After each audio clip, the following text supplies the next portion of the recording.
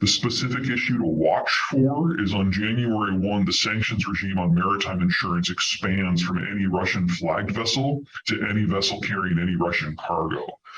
That combined with the oil price cap that the Europeans are about to adopt is probably going to lock in at least 2 or 3 million barrels a day, and that's more than enough to cause that pump freeze.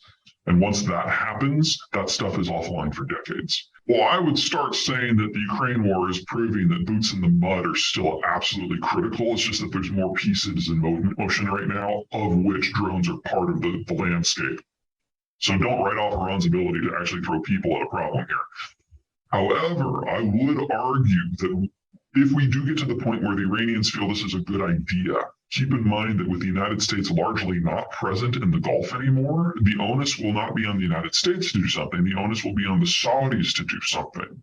And since the Saudis have the capacity to export crude to west to the Red Sea instead of having to go through Hormuz, the country here that's likely to lose a lot of its oil export capacity is Iran. So if they start playing that game in the absence of the United States, I have no doubt that the Saudi Arabians have the military capacity necessary to utterly destroy all Iranian oil export capacity. The Iranian military is designed to occupy its own country. I mean, you guys remember the movie 300, The Thousand Nations of Persia? That's actually pretty accurate. Even today, after 4,000 years of cultural unification, Iran is only 50% Persian. And the way that you keep all these various mountain peoples from rebelling is you occupy your own country. That's why they have a 1,000,000-man army. We have not yet gotten to the point where I think that the mullahs feel a serious level of threat. And remember, this isn't China where it's a one-man rule, and this isn't Russia where it's a 100-man rule. This is a rule of a religious class that has over 10,000 members. The degree of resistance that would have to boil up to wipe this government away is extreme. So extreme that we've only seen it once in the last few centuries. And that was when the Shah fell, and the Shah didn't have a 10,000 deep bench.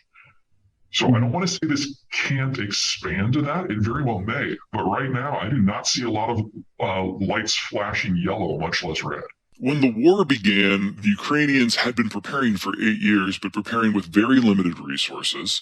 And they had had a problem with the Americans under Trump because Trump had stopped all military assistance to Ukraine. If you remember back to the impeachment hearings, it was Trump's ability to blackmail Zelensky. That's where it all started. And so when Biden came in, he started the aid back up. And when the javelins started reaching the front line around last Thanksgiving, roughly, that is when the Russians decided, okay, we need to move, and the troop buildup started. But for the first 6 months of the war, the Ukrainians were hanging on by the skin of their teeth. They were completely dependent upon foreign tech and foreign equipment to make things run. The change in the math occurred in August and September with the Kharkiv offensive. And in 36 hours, the Ukrainians captured the city of Izium, which had been the Russian primary forward staging base. And they captured it intact. And in that 136-hour period, the Ukrainians captured more Russian tanks and artillery than they began the war with. More tanks and artillery than NATO had transferred to them in the war to that point. And then the Battle of Kherson happened a few weeks after that, and they got a haul that was nearly as large. So they're going to need the winter to do a lot of deferred maintenance and get this Russian stuff back into operation. And you add that to the 60-odd thousand Ukrainian troops that are training abroad on new weapon systems that are not yet in theater, and just the general advancement of the military quality back home. And by the time we get to the end of mud season in May, it's going to be a very different military on the Ukrainian side. We're not probably going to see a huge amount of maneuvering in mud season. So you can kind of split the conflict period into 4 periods in a year in Ukraine. You've got the hard winter when everything's frozen, where you can maneuver fine. You've got the summer when you can maneuver and everything is fine. But on the shoulders in the spring and the fall, when it's cold but not cold enough to freeze the ground, you get this thick mud in the steppe, and then you really can't operate with tanks. We get to the other side of mud season. The Ukrainians are going to have a couple 100,000 men operating equipment more advanced than they've ever had. And it's going to be a very different sort of army. On the Russian side, there's going to be at least 500,000 new men on the front lines, perhaps as many as 1 million. And by the time we get to the end of June, we're going to know whether this is a Sparta or an Athens situation as to who's going to win. Now, we will not be done by the end of June. This war is still going to drag on, but it'll be very clear who's got the momentum and who is capable of striking the knockout blows in the long run.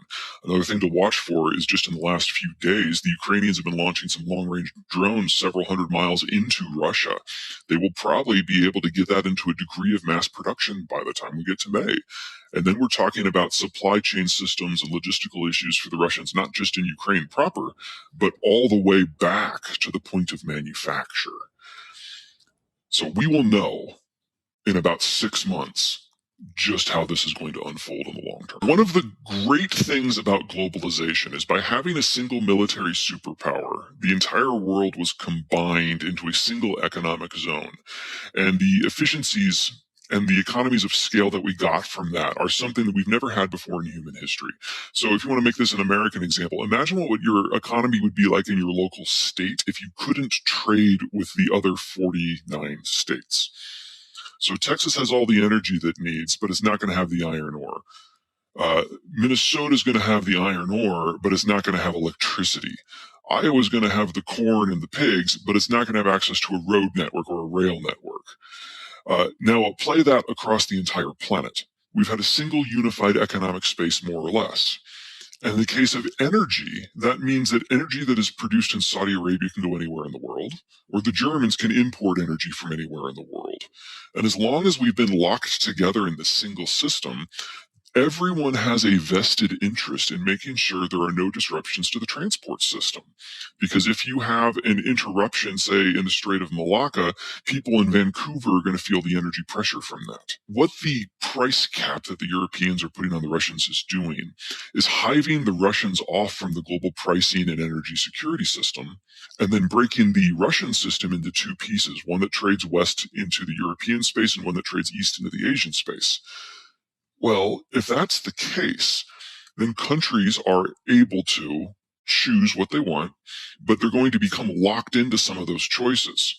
So China's probably the best example here. They're going to have a very heavy exposure to that Asian flow, which means that other countries have a vested interest, or let me rephrase that. Other countries no longer are going to be upset if something happens to that flow because it doesn't influence them.